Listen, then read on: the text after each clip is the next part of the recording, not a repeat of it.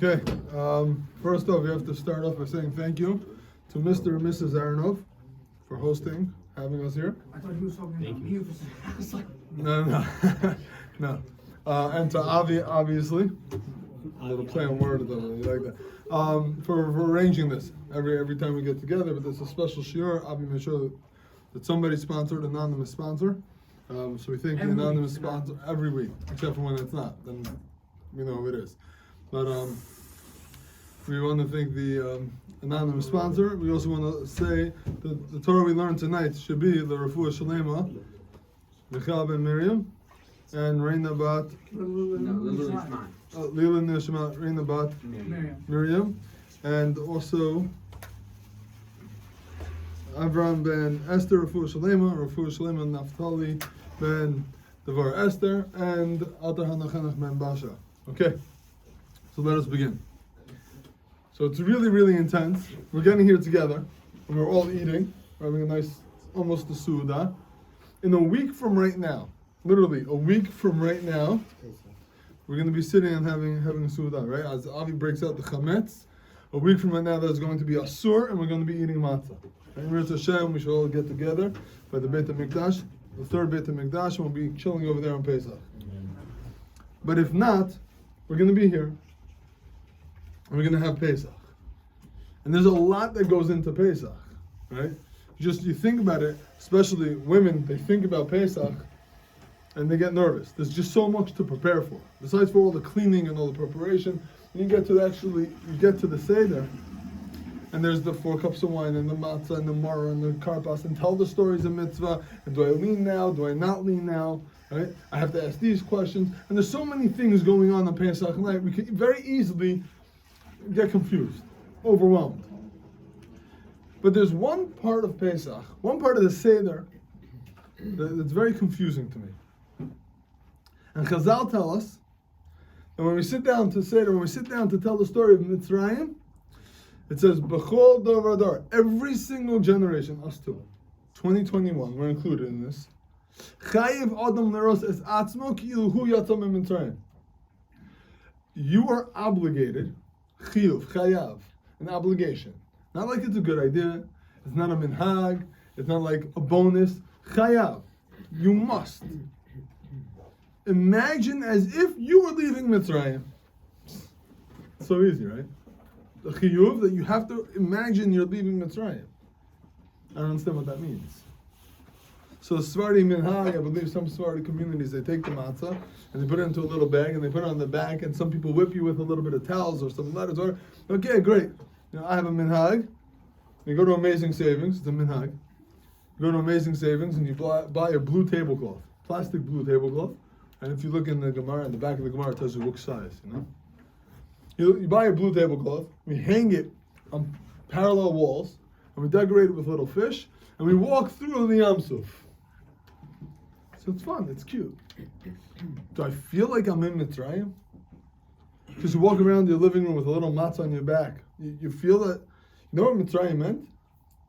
For 210 years, we were slaves.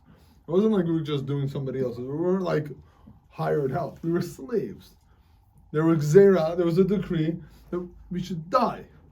Paro first started off by killing all the boys, drown them. And then on top of that, he made every crazy gzeira, every decree. When you started doing your work good, now I'm going to make it even harder. Moshe went to speak to him, I'm going to make it harder. For 210 years, we don't even know what that means. 210 years. Jews are stuck in Mitzrayim and just do it. Work harder, work harder, work harder. So the excitement that we had, you know what that means? We have to imagine as a woohoo, we're finally out. I don't know about you, but I don't know what that means. How can I even imagine that? But I think perhaps you can understand. This year, more than ever before that, I mean, I'm not a historian, but perhaps this year, more than any other year, we have a chance to understand what this means. Right? This year, the whole year, more than a year already, we've all been dealing with Corona. Right? I'm not getting into a whole thing, but we know what it means to be stuck in some sort of situation. Right? Everywhere you go, you have to remember the rules and the distance and the mask and not mask and So almost like we're going to be able to understand what it means to actually be liberated from something. It's a very, very different. It's crazy different. You can't compare. But there's some understanding to, maybe now I can understand what it'll mean. Can you imagine one morning you wake up, every news report, every TV channel, every tweet and post and Instagram and Snapchat, everything's just lighting up. No more corona, it disappeared. There's no trade, not even that we cured it, it's gone. No mask, no social distance, go free like we were a year and a half ago. Can you imagine? Wow. Everybody, even though I'm not saying what rules you follow, you don't follow, what community, everybody in the world, Baruch Hashem, we feel like an old burden taken off our shoulders. You have a chiyuv to understand today, right, next week, we'll be at the Seder, you have to say, today I'm being freed from Mitzrayim. The burden of being a slave is gone. So how do we understand that? It's way too difficult. It doesn't make sense. So perhaps we can understand it as follows. There were 2 times where every single member of the Jewish people were freed or kicked out, exiled from a place. Mitzrayim. Paro said, out. I don't want you here. You're not allowed to stay here. Get out. And the other time was the Gan Eden. Adam and Chava there were only people in the whole world. The Jewish heritage, Jewish people as we knew it at the time, were kicked out of Gan Eden. So what's the correlation? So there's many connections made by many tzaddikim, many svarim. It's correlation we can understand on a simple level. It's not that it's a simple idea, but we'll understand, we'll take it on the low level, is that Eitz Hadat, Tovera, right? The tree of knowledge was what we tried to get to. Adam and Chava wanted the knowledge. So what happened was, they tried to understand Hashem. They wanted more dat, they wanted more knowledge, and that got us kicked out of Gan Eden. Svarim HaKadoshim tell us that in Mitzrayim, you know what else, besides for Jewish people, us being in Galut, you know what else was in Galut? Dat, knowledge. You ever work so hard? You ever work and like you can't, you say, I can't even think. I don't even know what I'm doing. I'm just moving in motion. Paro worked there so hard, there was no dat. There was no knowledge. We mentioned before, Moshe Rabbeinu had to fight with Paro. Give them a day off. They have to they're going to go insane. Forget working them to the bone. You need them to have a little rest. There was no dat. Knowledge was in Galut and Mitzrayim too. And we can understand that there are many correlations. If you think about it, we can make many associations. There's one idea that I saw, it's a phenomenal, beautiful idea. That we can maybe understand both the Galut Mitzrayim and the Galut and being sent out of Gan Eden. That's as follows. Hashem put Adam and Chava in Gan Eden. He said, everything's yours. Do whatever you want. There's one tree that's off limits. Apple. Well, good. The Torah doesn't say apple. The Gemara brings us 4 opinions. Apple is not one of them. It's a fairy tale. But whatever. Back to the topic is that Hashem said this one tree, whatever it is, it's off limits. By the way, we can even use that. I heard a shiur this week, a beautiful idea. I believe the Chidah brings down like this. You know what the 4 opinions were? Etrog, Te'ena, Gefen, and Chita, which spell the word Etchag from the Pasuk, Etchag HaMatot Hazeh, which shows that the Pesach that we're about to get into directly corresponds back to the Eitz Hadat, which is only supporting our idea. What? What? What? So what are your idea of what? Oh, so the idea that getting out of Mitzrayim, being kicked out of Mitzrayim and being kicked out of Gan Eden, we're going to see are connected to each other. So what happens? So when Adam and Chava, anytime we do an Aveira, we're sort of taking a little bit of Kedusha from the world and throwing it away. We didn't get kicked out of Mitzrayim. Well, we did. Paro kicked us out, right? It was a different type of getting sent out, right? In Mitzrayim, it was a good thing we got out. In Eitz Hadat, right, Gan Eden, it was a bad thing we got kicked out. But both of them, we were exiled from that place. So they correspond to one another. Whenever we do an Aveira, whenever we do something bad, we take away a little bit of the Kedusha from Hashem. The Svarim bring down that if you look, by Gan Eden, there are three specific times Hashem is referred to with the letter Aleph. There are three specific things Hashem created that the Aleph left. Hashem created Adam, Hashem created Emet, and Hashem himself, his name is Adon, right? Adon, we don't say the whole name. Mm-hmm. If you take away Hashem, the Aleph, from those three words, instead of Adam, there's now Dam, there's blood, death. Instead of Emet, there's Mate, there's death. And instead of Adon, right, Aleph, Dal, Nun, Yud, you just have Din, which is strict judgment. On all three of these things, Hashem left from them, instead of being something positive. Emet is truth. Adam is people, man. And Adoshem, Hashem, we were left with three much more difficult things to deal with. Dam, Met, and Din. So what happened? So perhaps we can understand like this. The things that we lost by being kicked out of Gan Eden, we picked up, we gained, when we were able to finally leave Mitzrayim. So how can we understand this? So it says like this. In Shiur HaShirim, we all know Shiur HaShirim is a love letter between Klal Yisrael and Hashem. Literally, it's a love letter between Hashem and us and Hashem. We proclaim our love for each other. When do we read Shiur HaShirim? On Pesach. Pesach. Some Sephardim don't have the custom. Different communities. Those communities which read Megillot, besides for Eicha and Esther, right? We read Shiur HaShirim on Pesach. Every Shabbat we read Shiur. Oh, so some, right, good. Some Sephardic communities, they read it Erev Shabbat. Mm-hmm. And Ashkenaz communities, they read it also on Shabbat Pesach. Right before we read the Torah, they read Shiur HaShirim. Right? Each Megillah corresponds to a different Chag. Shiur HaShirim is for Pesach. So in Shiur HaShirim we say like this. Petchu li petach kechuda shel machta. If you give for me, you open for me a little, it's in Shiur HaShirim Rabbi, it's the Medrash on Shiur HaShirim. If you open for me a tiny, Hashem says to Klal Yisrael, you open for me a tiny little opening, the size of a needle. You take a needle and you poke a little hole. I will, says Hashem, I'm going to open up that hole. I'm going to take that little hole, I'm going to push, I'm going to create a huge opening, a huge gateway for you to come in. What does it mean? Hashem tells us, show me a little bit of desire. Show me that you want to be with me, make a little bit of effort, I'm going to hook you up. I'm going to help you out. So what happens? So we understand like this. Why is Pesach called Pesach? We're gonna go back and forth between these two. Yitzhak Mitzrayim and Gan Eden. Back and forth. Why is Pesach called Pesach? Anybody know? The worst name for the whole. Huh? The name doesn't make sense. The name doesn't make sense. So everything you can call it, this is what you call it. What does it mean? Oh, good. So where does it come from? Why do we call Pesach Pesach? We know we have a few names, Chag HaMatzot, Chag HaAviv, right? Why is Pesach? Why?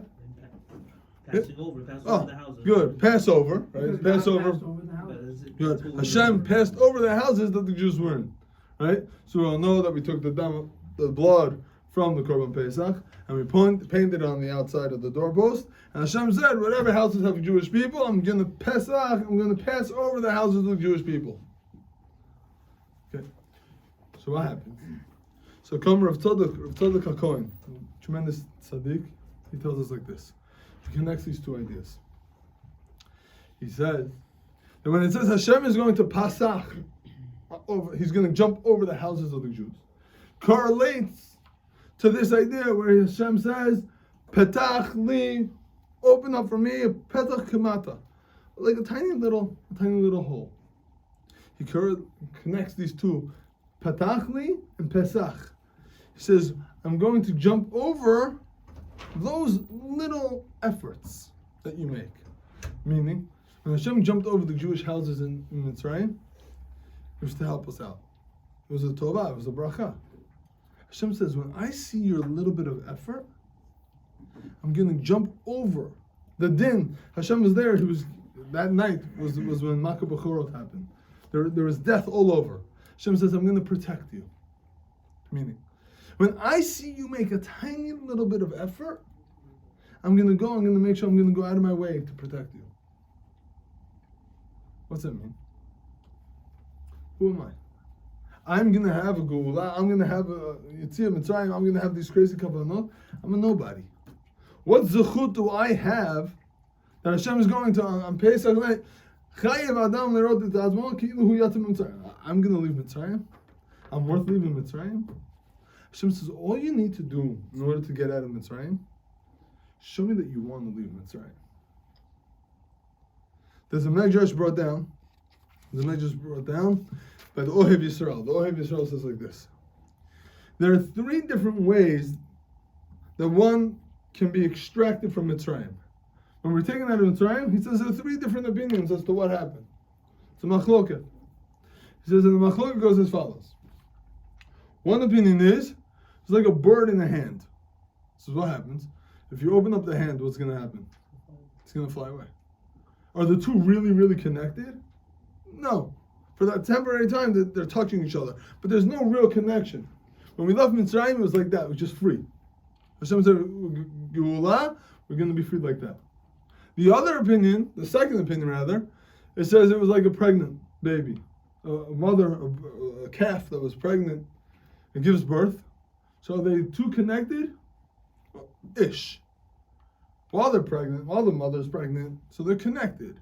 But then when she gives birth, they're not really connected. The baby will follow the mother around for a little bit, but they're not directly connected to one another. And the third one, they say, is like someone who refines gold.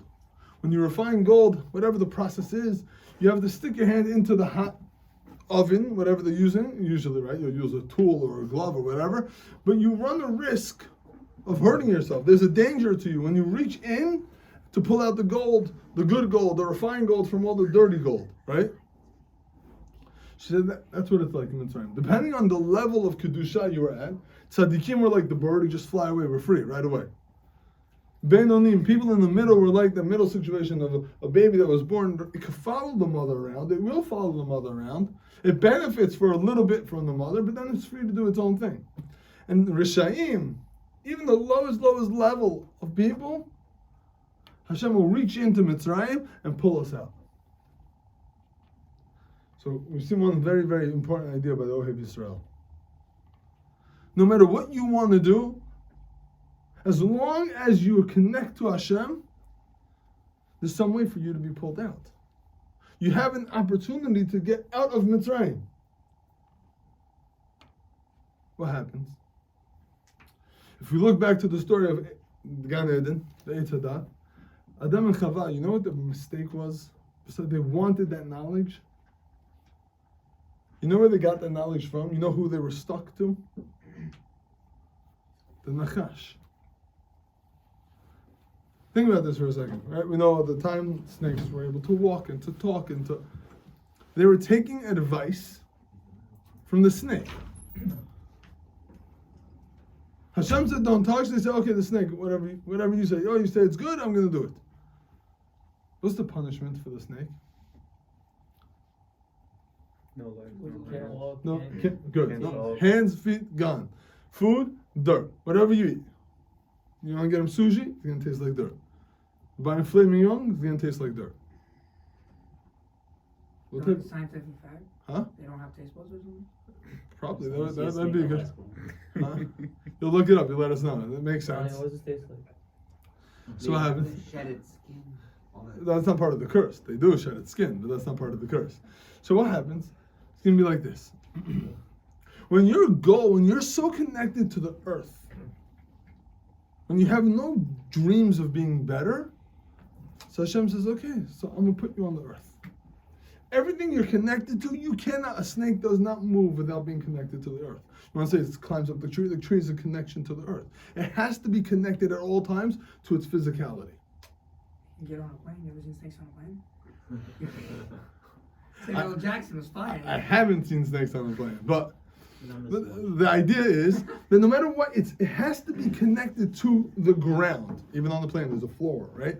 So it has to always be connected, right? Also connected to the ground. Right, we are connected to the ground, but the way that people walk is that we always take one part off the ground. When you take a step, you're picking yourself up, you're raising yourself higher. By the way, a beautiful idea is why do we sleep with pillows besides the fact that it's comfortable? Elevate your head. Yeah, but not just to elevate your head, because posture. A person has his head above his body. Meaning, we're always in control of ourselves. Animals are level, right? The head is always level to the body. Even when we sleep, our head has to be elevated above our body to show that even while I'm sleeping, my head, my brains are in control of my physical body. So we sleep with a pillow. Don't, you know those really, really big fluffy pillows? That's a little too much, right? Let's not get carried away. But the idea is that we're always in control. So even when we're walking, we're connected to the ground, right? But when I walk, I'm raising myself up. That's why in Kedusha, when we say Kadosh, Kadosh, Kadosh, when you say Kadosh, you're separating yourself from the earth because you're becoming more Kadosh. Hashem says to the Adam and Chava, you know what your problem is? You're listening to the Nachash, you're listening to your taiva, your desire. Hashem says, you know, that is what Mitzrayim was all about. You know what it means to be able to envision yourself as leaving Mitzrayim?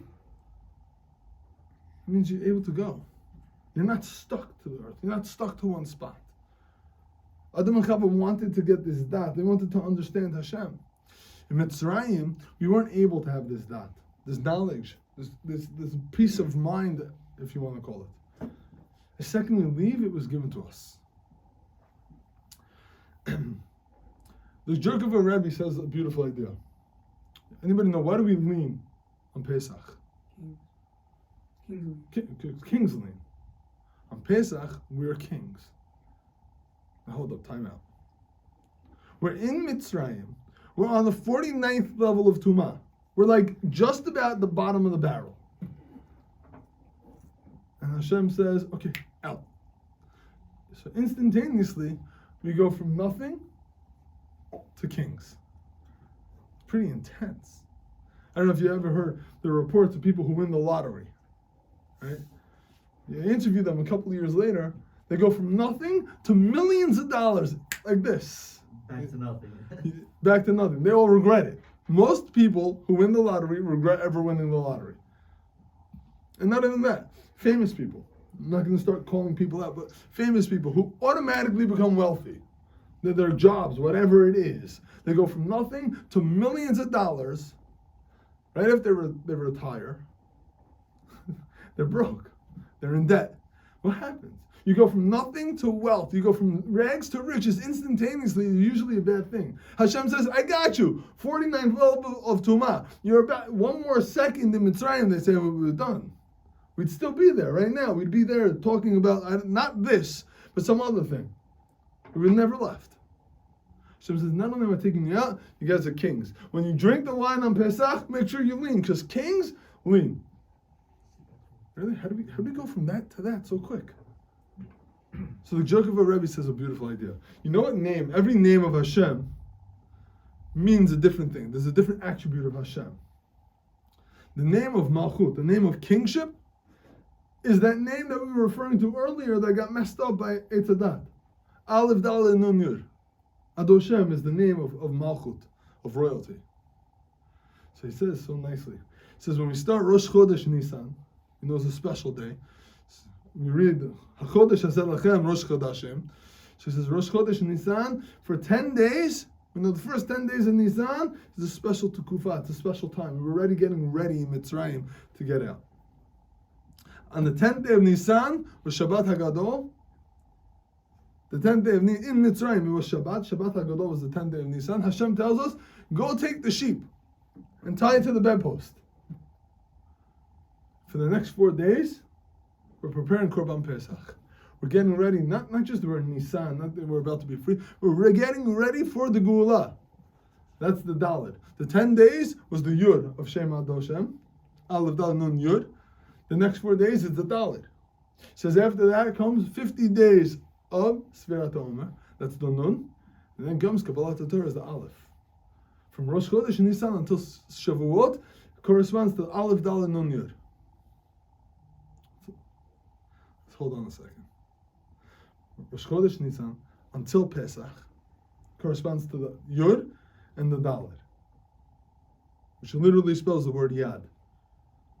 Hashem is sticking out his hand and saying, I got you, bro. Just reach out and hold on to my hand. I'm going to pull you to safety. He's throwing us a lifeline saying, I'm here for you. I'm here to help you up. I'm here to help you. Rags to riches. Just all you got to do is reach out to me. He said, afterwards, Hashem tells us, we can understand this. Afterwards, we'll go through the steps. Because we have 50 days of Sfirah to Omer. Every day we work on ourselves a little bit, right? If you look in the Sidurim, the different Sfirah, the different lessons, the different Midot we work on. In baby steps, one day at a time, 50 days. And then we get Kabbalah Torah. But Hashem says, I'm going to hook you up first. I know you're good for it. Just, here's my hand. Come through. And it's ironic because in the Haggadah, if you pay attention, it's very easy to get lost. Especially in the middle of Magid, when we're going through. It starts off all the way in the beginning. Right? All the way in the beginning, we were of the Avodah Zarah. Avram's father built Avodah Zarah, and we go through step by step by step. Psukim after psukim, and then we break down psukim also. So there's a pasuk over there that says, "V'yotzienu Hashem miMitzrayim b'yachas zakav v'zron l'tiyah." Hashem saved us. How? Literally, He stuck out His hand. This is what the pasuk in the Torah tells us. Hashem sticks out His hand, yad chazaka, strong hand, zron l'tiyah, outstretched arm, and He pulls us to safety. So when the Haggadah explains what was this, when it says b'yach hazakah, you know what the Haggadah tells us? Zu hadever. You know what dever is? Which are the plagues? One of the plagues, right? So now you're singing in your head. You're singing the song from the Makot when you were a kid. Dever is one of the plagues. Which plague? The death of the wild animal. Let's kick back a second. Adam and Chava were stuck listening to the Nachash and messed us up. You know what the outstretched hand of Hashem is? Dever. Death of the Nachash. We didn't kill him, good Roni. The only animals that died were cattle. Huh? It wasn't like lions died and snakes died, it was cattle that died. Good. You're right. It's a remez, it's a hint. The wild animals, it was only wild ones also, right? Domesticated ones didn't die either. I didn't know. Yeah, it was just wild animals. Wild animals die. Meaning, the symbolism here is that thing that messed you up back in Gan Eden, the animal, Zudever. That's what, when Hashem sticks out His hand, He's taking away, He's giving us a lifeline, means He's taking away the thing that messed us up. The animal, the wild animal, the Nachash, is gone. Hashem is telling us, all you need to do, you know how I'm going to save you? Just be there. Be wanting to be there. You know, Aleph, we mentioned the Aleph that got ruined by the Gan Eden. You know how you could symbolize an Aleph? It's the beginning, it's one. Perhaps you can even say the Torah starts with a bet. Where's the Aleph? Here. The Aleph, you know what the Aleph of learning Torah is? I want to learn Torah. Oh, that's Aleph. You know, Bereshit bara Elokim. Your first step is to want to be connected to Hashem. We said, if Hashem says, you make for me a little hole, show me the little bit that you want, I'll open that up to be such a big room. I'll open up to be the beautiful archways. Hashem tells us that want, that desire, is able to fix those three Alephs that went missing. How beautiful is it? How do we start off the Seder? Halach ma'anya, yeah? It's in Aramaic. The Hebrew and the Aramaic are very similar. You know what the difference is? The three Alephs on the end of the letters. It's literally the difference. Halachem oni is the Hebrew. Halach ma'anya is the three Alephs. Because when we come to the Seder, we're already telling Hashem, I want to be connected to you.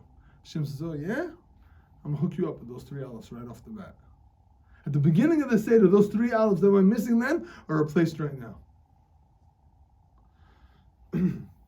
So that's why we also say, there's a pasuk that's brought down. Sometimes we say it by Mincha. I don't know the Sephardi Minhag. I don't know if you guys say it. You say, Adamu behema, Toshia Hashem. Adam and behema. Man and behema, Hashem saves. The trick is, the Adam comes first. by Gan Eden, Adam and Chava messed up because they listened to the behemoth first. The animal said, yeah, no, we'll eat from the tree. Don't worry about it. I got you. He says, okay, fine. You know how we see that the exact opposite situation happened? When we left Mitzrayim, they said a phenomenon happened. All the miracles, forget all the makot and all the other amazing things we can't even imagine happening. One of the wildest things that happened were, it says all the dogs in Mitzrayim were quiet. Why is it so impressive? You ever walk by a dog that doesn't know you or you don't know a dog? First thing it does is bark, right? I can tell you a personal experience. When I went to Poland. I was marching. We did a March of the Living. So we're walking on the death march. There were guards sitting there making sure that the people who lived there wouldn't do anything stupid, wouldn't attack us. One of the guards, he turned his back to us. He didn't want to look at us. But he was holding a dog. The entire time the dog was barking. He was going crazy. Because the dogs bark at people that they don't know. The entire time in Mitzrayim, all the Jews were getting out. We're about to bounce. You know what happens? The Torah says the dogs didn't make a sound. Why?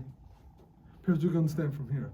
Because Adam Behema Toshi Hashem, when we're connected to Hashem, and only then the Behema comes into it.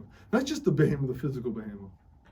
There's something that each one of us has a little piece of Behema inside of us. Doesn't mean we're bad. It means our desires, the wants, the things that we're longing for. We have to make sure our Adam, our intellect, our smartness, the thing that makes us man, comes before the things that pull us towards the earth. The Behema Shabbat, the Behema part of us. Adamu Behema Toshi Hashem. Interesting. We started off by saying that you have to envision yourself as if you were leaving Mitzrayim. Kiluhu Yatza Min Mitzrayim. Min Mitzrayim is the same gematria as Adam Chava Nachash. Because when we come over Mitzrayim, when we leave Mitzrayim, we're being mechaper for the Adam Chava and the Nachash, the mess up that happened all the way back at Gan Eden. I'll tell you one of my favorite Pesach stories, and maybe my favorite Pesach story ever. It's the tzaddik, the Kedushat Levi, Rav Levi Yitzchak of Bedikshev. Okay? If you've never heard his name, try to remember. It's important. He's known to be the defense attorney for Klal Yisrael. Anytime there was something wrong, the Kedushat Levi would go fight for Klal Yisrael, for individuals, for all of us. So one year he had a seder, and he had a lot of chassidim. So the chassidim come to his house after the seder, or they had the seder with him. And he says, at the end of the seder, he says, "Wow, that was a good seder." You know, like sometimes you try to do something, you want to daven good, you want to make a bracha good. At the end, you look back, you're like, all right, I did it. That was good. The Kedushat Levi looked back and said, that was good. I had the right kavanot at the right places. Everything, it was awesome. And he gets a premonition. He gets like this feeling, a little Ruach HaKodesh. Shemayim tells him, he goes, don't be so impressed by yourself. Chaim Porter, this was the guy's name, Chaim Porter, his Suda was even greater. So the Kedushat Levi automatically goes, hold up, time out. Who's this guy? So he says to his Chassidim, he says, guys, anybody know Chaim Porter? So they're talking, one guy in the back says, I know him. I had no idea where he lives. So the guys get a clue. All the Chassidim, they get up, they will be back. They all go out and they're trying to find this guy, Chaim Porter. Where does he live? They find, obviously, as most of these stories go, in the back of a forest, a humble little shack thing. They knock on the door. The lady of the house opens up. He says, is this the house of Chaim Porter? She says, yeah. He goes, where is he? He says, what do you want him for? He's sitting in the corner dead drunk. He's done. They say, okay, no problem. A bunch of guys, they walk in, they pick him up, they carry him out. They bring him to the Kedushat Levi. They sit him down on the chair, they smack him around a little, splash a little water in his face.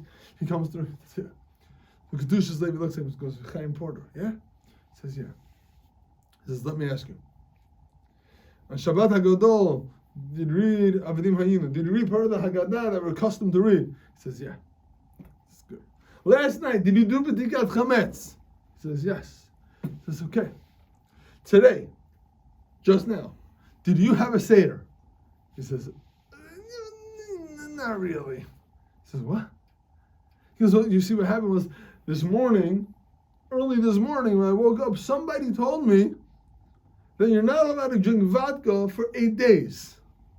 So I was a little bothered by that. So I said, you know what I'm going to do? I'm going to drink 8 days worth of vodka right now. I downed 8 days worth of vodka. Obviously, that didn't go so well. I went to lay down, knocked out. Comes tonight, I'm knocked out. I didn't do anything all day. My wife starts nagging me. She starts like hitting me. She goes, get up, Chaim, get up. Everyone's having a Seder. What are you doing? He said, I sort of get up. I remember, I told her, I don't know what we're doing. I'm not a smart guy. My father wasn't a smart guy either. All I know is that we were slaves to some sort of people, and we were really, really in difficult times. Hashem came, He took us out, He saved our lives, and He's going to do that again for us during this Galut. I looked at the table, I saw that there was some matzah, there were some eggs, and some wine. I pounded the matzah, I pounded the eggs, I downed the wine, and passed out again. And then in Shemayim they say, Chaim Porter's Seder was even better than Kedushas Levi. So the Kedushas Levi tells the guys to carry him back to his house. And all the Chassidim say, Rabbi, what? How's it even possible? The guy didn't even know it was Pesach. He said, because when he woke up and he said, Hashem took us out of Mitzrayim. Hashem saved us and He'll save us from this time again. He said it with every ounce of truth in his heart. Every component of who he is and what he is, believed it. It doesn't matter who we are, or where we think we are, or what we did, or what we think we're going to do. All that matters is that next week, when we're sitting at the Seder, we say, Hashem, I know you're here for me. What it means is that you have to envision that Hashem hooked you up and pulled you out of Mitzrayim means right now also. In 2021, Hashem could hook you up and pull you out of your galut also. Your personal galut, the Klal Yisrael's galut, the whole world's craziness. And you don't have to be worthy. Chaim Porter's Suda was greater than the Kedushas Levi, which was crazy kavanah. We were on the 49th level of Tumah. You know what that means? You ever try to scrape something? You know, you have a liquid in the bottom of a big barrel, and you're using this little cup to try to empty it out, and you see there's a little bit left. But if you scoop it up, you just get a few more drops, right? Most of us will say, okay, the barrel is empty. Hashem says, no, it's not empty. See, if you turn the barrel, it'll fall out. That means when everyone says it's empty, we're done, there's nothing worthwhile, Hashem says, what do you mean? There's another way to get it out. That's precious. It's like a little kid when you give them a bowl of ice cream, right? They finish eating, you put it in this thing. The kid's scooping it around, right? Because there's still something there. Hashem says, don't worry about what you are, or what you think you are, or what you did. I'm going to find something to pull out. I'm sticking my hand out. Reach out. Just hold on. I'm going to pull you out. Pesach is all about, it doesn't matter what was. 210 years. If we worried about what we were slaves, we'd still be there. If you worry about what we did, and where I was, and where I hoped I was going to be, you're missing the point. Pesach is all about that idea of Shir Hashirim. Hashem says, I love you, and we say, I love you to Hashem. Hashem says, you just show me you want a tiny little bit. An aleph. The aleph's what I'm missing. Hashem says, you show me your aleph. You show me your opening, your beginning, and I'm going to turn that into a huge, beautiful archway. You easily come in and out. My bracha to all of us. So we have a week to get ready. We still have plenty of time. But even if we don't have time, even if you get too busy and you forget, and you forget about what we say 10 minutes later, when you're sitting at the Seder, you're there, it's game time. We're playing for keeps. Just say to Hashem, Hashem, I'm jumping. I'm ready. I'm reaching out to you. I know you're reaching out to me. I'm reaching back out to you. The Aleph is one. I thought while preparing this shiur today, I had a little bit of a chidush. I'll tell you, you could share this. If this was all too much, there's a lot of information flying back. Just hold on to this one little piece of information. You'll say this, hopefully you'll like it, hopefully whoever's at your Seder will like it. We finish, after the whole Seder, after all this mitzvot, the matzah and the wine and the maror and the korach and the sipur yitzias mitzvah, everything. How do you finish off the Seder? You sing some songs, right? We're just singing songs. There are two songs that we finish with. Anybody know what they are? Echad mi yodea is second to last. The Dayan was earlier. What's the last song? Chagadia, yeah? Yeah. The sheep? Oh, yeah. Echad mi yodea, who knows one? And then the second song is the sheep. Perhaps we could relate this perfectly to what we're talking about. How do we finish off? Echad mi yodea is like this. Who knows one? One is Hashem. Who knows two? Two is the luchot. Then we go back. One is Hashem. 3 and 2, 1. Then we 4, 3, 2, 1. And we keep adding and every time we add, we keep kicking back. We finish off with how many?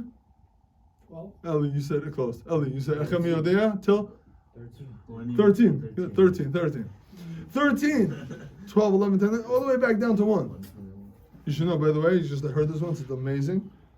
Late at night, I one time heard there was a family in Brooklyn, a bunch of Talmidei Chachamim, and they got to 13, 12, they sing the song, and the father of the family said, hold on, guys. Can anybody think of 14? They're all Kedusha. 1 is Hashem, 2 of the Luchot, 3 of the Avot, 4 of the Imahot, 5 Chumushim, 6 Mishnayot. Each thing, right? 7 the Shabbos, 8 is a Milah, 9 is the mother giving birth, it's a Kedusha. Everything, everyone, all the way to 13 Kedusha. The father said, can you go to 14? So at the table was thinking about his Torah. He thought of a 14 that connects to Kedusha. 15, 16. Someone told me who knew this family. They said they went into the hundreds. Every number. What's another number of Torah? Somewhere in Torah, not just Gematria. Gematria is easy. You can find Gematria for everything. So an idea of Torah that's connected to this number. But each time, what do? You bring it back down to Echad mi yodea. Echad mi yodea. Echad Hashem Elokeinu shebashamayim u'ba'aretz. One is Hashem. Every level of Kedusha that you want to climb to, remember, you know what happens? It all comes back to one is Hashem. What's the next song we sing? Chagadia, the goat. Right? The father brought the goat that was eaten by the cat, that was bit by the dog, that was hit by the stick, that was burnt by the fire, that was put out by the water, that was drank by the cow, that was shachted by the shochet. I never heard of this. The Malach HaMaveh killed the shochet. Hashem kills the Malach HaMaveh. Right? And if you missed it, if you know Echad mi yodea and you don't know the goat song, you need to stay up for 2 more minutes. Legit. It's 2 minutes, right? It's literally the second to last song, the last song, good night. Okay? I'm barely up for the first one. I know, but the problem is you're barely up for the first song that's Manish Tana. Everybody's sleeping already. Okay, but hold on. So what's the second song? The last song. We finish off the Seder. That one ends with Hashem. Right? That one ends with Hashem. Beautiful. It's the exact opposite, right? That's the answer. It goes Instead of every time being Hashem, this one is materialism. He bought a goat.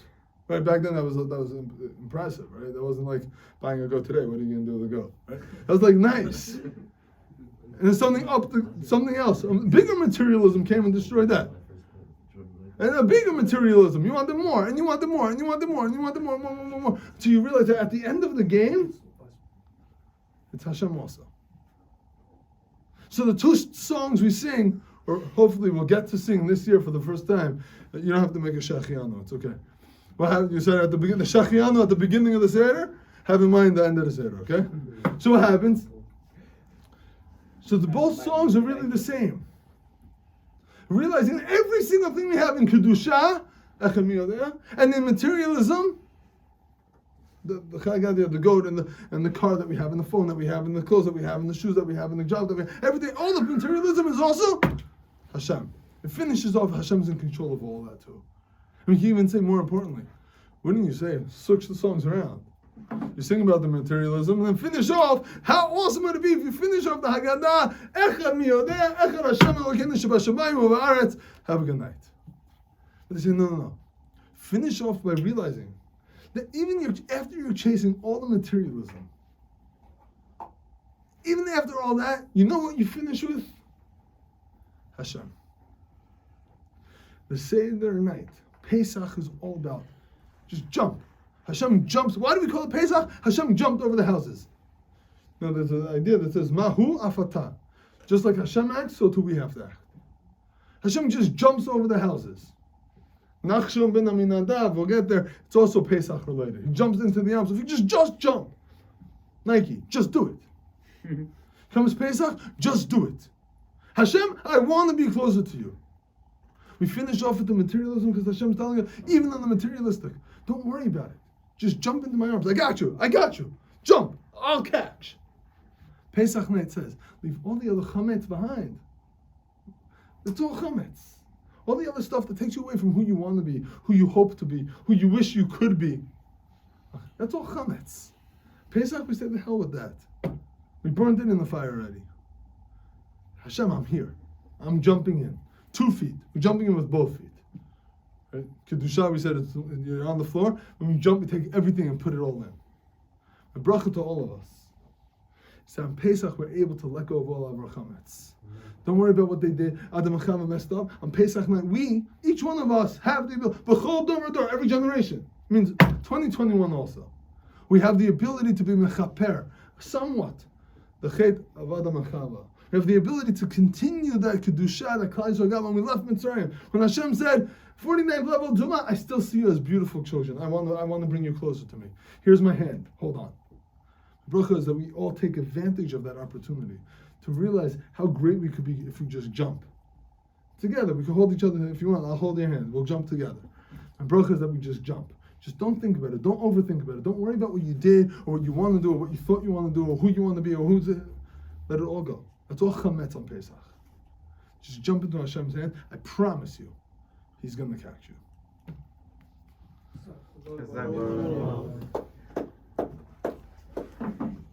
Thank you, Ralph.